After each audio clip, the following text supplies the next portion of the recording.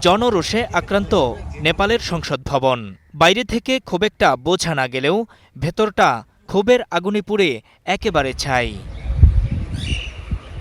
কোনো কোনো অংশ আবার পুড়ে ভেঙেই পড়েছে। নিচতলা তো বটেই, অন্য তলার অবস্থাও একই। ভবনটির কোথাও কোথাও এখনও জ্বলছে আগুন, নেভানোর চেষ্টায় ফায়ার সার্ভিসের কর্মীরা। এ চত্বরেই পুলিশের গাড়িসহ পড়ে আছে বেশ কিছু সরকারি গাড়ির ধ্বংসস্তূপ। স্থিতিশীলতা আনতে দেশজুড়ে চলছে কারফিউ। জরুরি সেবা ছাড়া সবকিছু বন্ধ। পরিস্থিতির নিয়ন্ত্রণ সেনাবাহিনীর হাতে।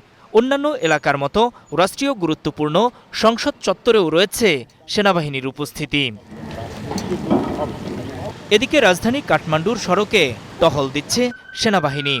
বিক্ষোভকারীদের আগুনের ক্ষত এখনও পড়ে আছে পথে পথে, সেগুলোই অপসারণের চেষ্টা করছে প্রশাসন। এখনও বিভিন্ন সরকারি ভবন থেকে বের হচ্ছে ধোঁয়া।